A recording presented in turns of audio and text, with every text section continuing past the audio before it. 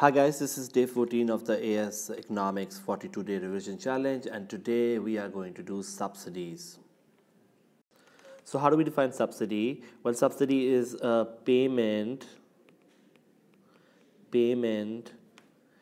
to firms by the government aimed at lowering their cost and therefore market price. When we give a subsidy, we say subsidy is like a grant given by the government, and when we give a subsidy to the producer, it results in basically, let me write this, it results in the supply curve to shift out. So the supply curve of the firm will shift to the right when you give a subsidy to a producer, and the goal of the subsidy is basically to have increased production, because the cost of production goes down, the quantity of the producer should go up, and that also can sometimes result in the price of the good to go down. Before we talk about the diagram of subsidy, let's talk about why subsidy is given to start off with. So, why subsidy?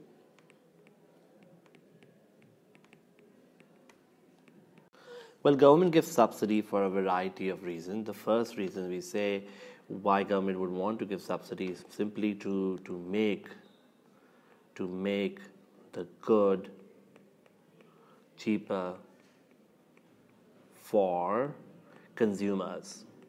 So we have poor consumers who may not be able to afford the good, and if you want to sort of make the good cheaper for the consumers, we need to give subsidies so as the government makes it more affordable for people to buy that good, which otherwise will not be affordable for poor consumers. So the first reason why we give subsidy is simply to make it cheaper for poor consumers who are unable to buy the good otherwise. The example could be healthcare, could be education, could be any merit good or even necessities. So that's one reason, which is to make the good cheaper. The second reason why we want to give subsidy is basically simply to have more production of a good. So increase the production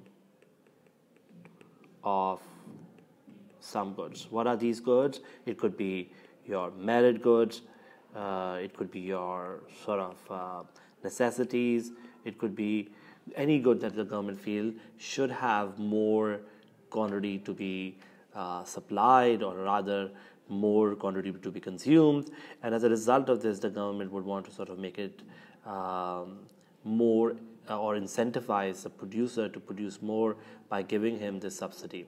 So any environmental friendly sort of car would be given a subsidy by government, for example, so that a producer can make more of that good.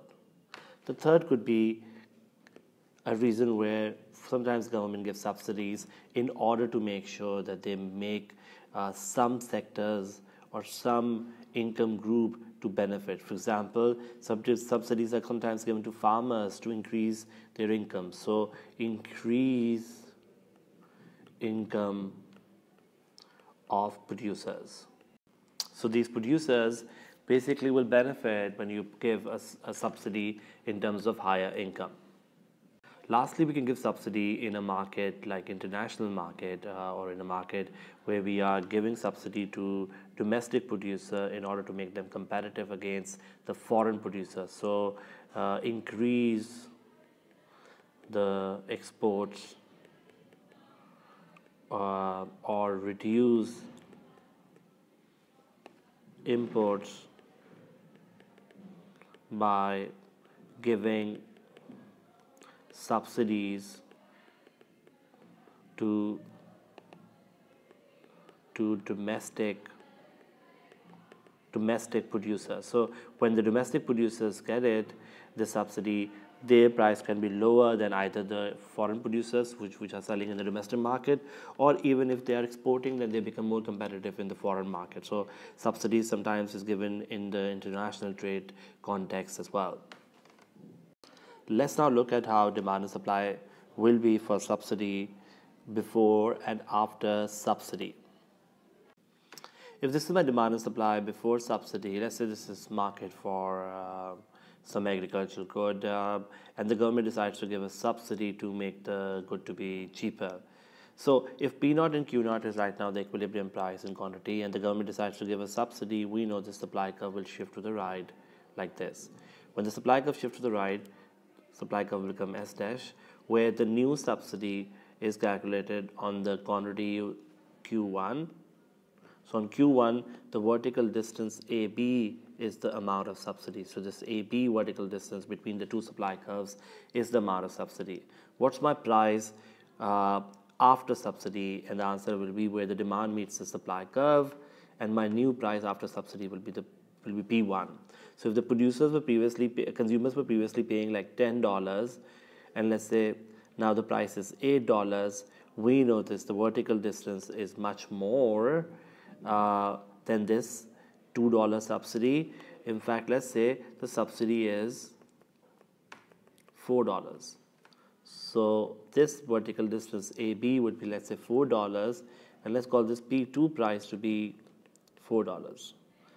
P2 price to be, in fact, $12. So what I'm saying here is just that when you give a subsidy, the price of the good will go down, but not by the whole amount of the subsidy.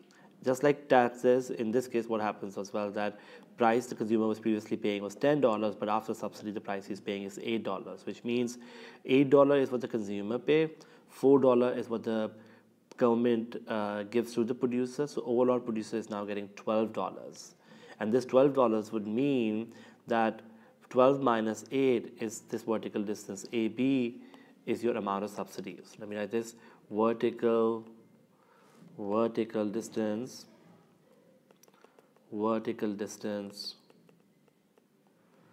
AB is your amount of subsidy.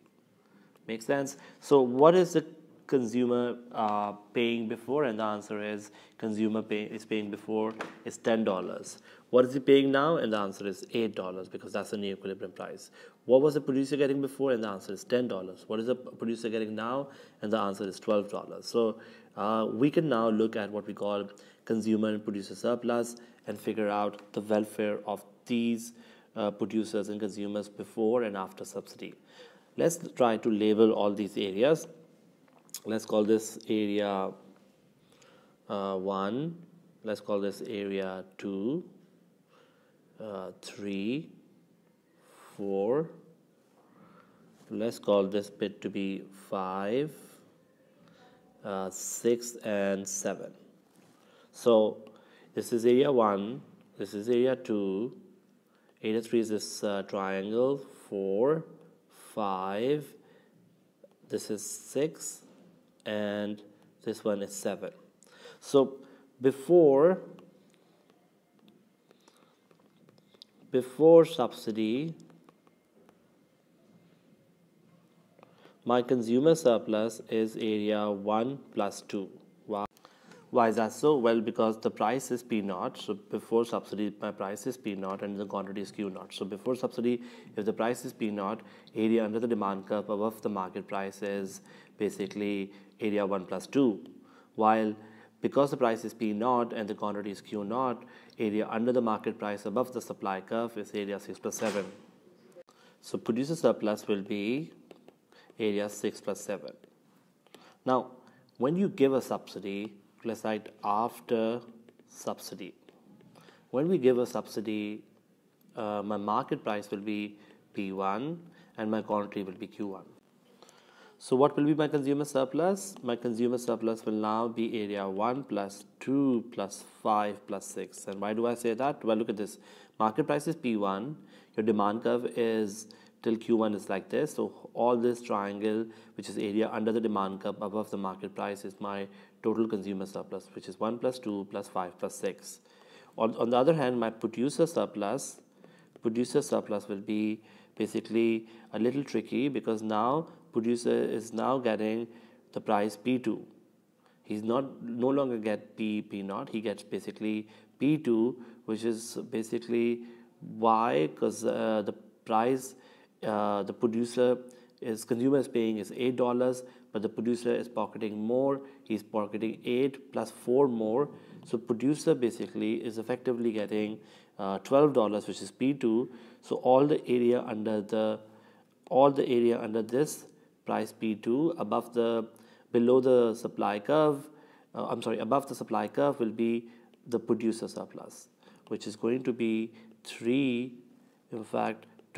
plus 3 plus 6 plus 7. So what is important to note here is that although this is my supply curve after subsidy, but this is an artificial increase in supply. The true cost for the producer is still going to be this white curve.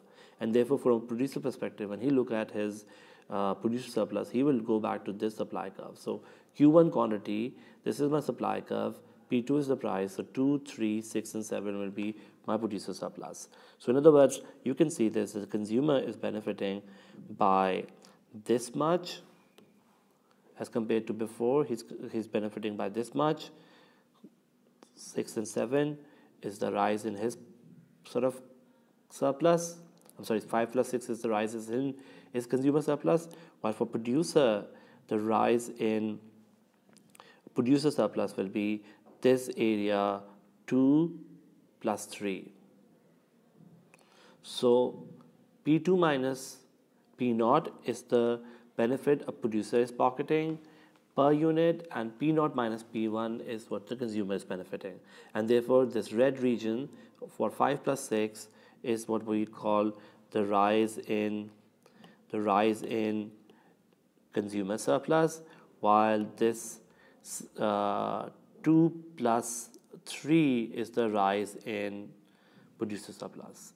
What about area 4? Well, we say area 4 is the deadweight loss of a subsidy. And why is it going to be a deadweight loss? Let me write this, a deadweight loss of a subsidy. The reason is simply because the cost of subsidy is greater than the benefit of subsidy.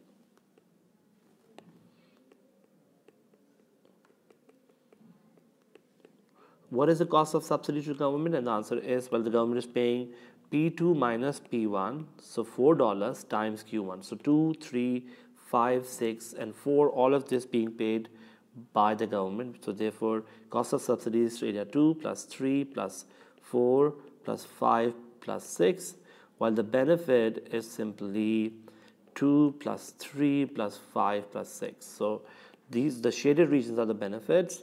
The total cost is P2 minus P1 times Q1, which is basically P2 AB P1. So therefore, this means if I cancel 2, 3 and 5, 6, I will be left with area 4, which is not going to any party. So because the cost of the subsidy is more than the benefit, we say there are some deadweight losses that happen. So ultimately what we look at is that when we give a subsidy to the producer, the price of the good goes down, the quantity goes up. Consumers benefit in terms of higher income as the price is now that they're getting is much better. Producer benefit in terms of lower prices, which is also good for them as consumers also. So consumers get lower prices and therefore their consumer surplus go up. Producers benefit in terms of higher prices and therefore producer surplus go up. But the government is paying the subsidy and therefore the cost of the subsidy can be a problem when it comes to subsidies.